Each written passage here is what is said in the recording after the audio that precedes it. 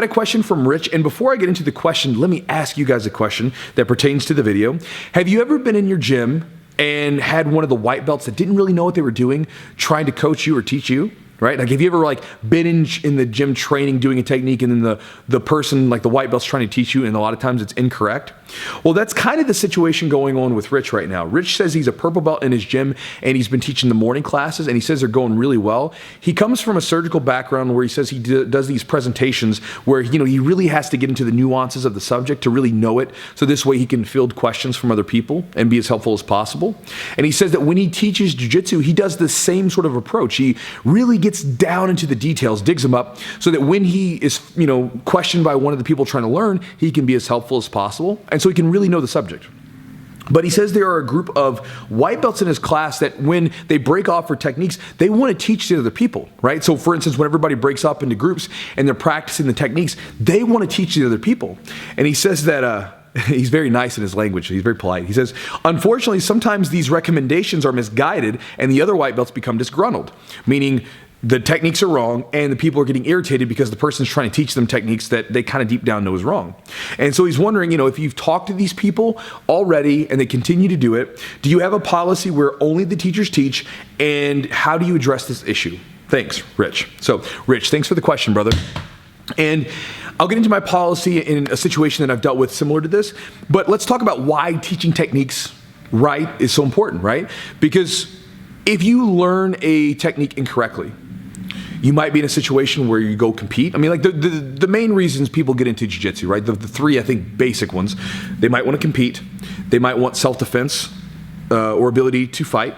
Or they might want to just get into the jiu-jitsu for exercise and kind of play the game of rolling. And in all three situations, if they learn incorrect techniques, like in a competition, they'll lose, right? If they get into a fight situation, they'll get hurt. And if they get into a situation where they're rolling, just training day to day, they're going to feel frustrated because no matter what, they can't seem to win because they're using poor technique. And they might get frustrated and just think that they suck at jiu-jitsu. And so it's really imperative that people learn good technique from the start. And so it's one of those things where you have to make sure that you draw a boundary as a coach, because as a coach, you are a leader on the mat, and it starts from the top down because you set the tone. You are the keeper of the space, right? If you go into your mat and you allow certain things to happen, then that will become part of the culture of your gym. For instance, if you had a guy in the gym that was like yelling at people, let's say that he started to scream every time someone submitted him. Well, when people came in, they'd be like, well, I guess this is what you do if you get submitted. You scream or get pissed off at people. I guess that's what I'm going to do. And if you let people teach, it's bad for a different reason, but if you let people teach incorrect techniques and it doesn't go unchecked, it'll just become that's what you do at your gym. So it's important for you to not allow certain behaviors to happen to maintain the culture of your gym and to make sure that it happens in the best way possible so you can give people in the gym the best experience that they can. And so as far as my policy goes, I don't have a policy where I say only teachers can teach. I mean, the teachers do the bulk of the training, right? But I allow some of the more experienced white belts and blue belts and purple belts and so on to help. Because even some of the white belts that have been training for 6 months to a year, if they're rolling or training with a brand new white belt and the brand new white belt's trying to do a scissor sweep, my advanced white belts know a scissor sweep. They can help make a simple adjustment. But if it's something where the technique needs to be completely overhauled, they'll just raise their hand and we'll come over and help them. But I did have a situation, this doesn't happen too often at this gym, but I did have a situation last year where there was a white belt who was doing what you're talking about. He was trying to teach other people techniques, and again, he didn't know what he was doing. And I remember me and Chad at the time, we kind of noticed it.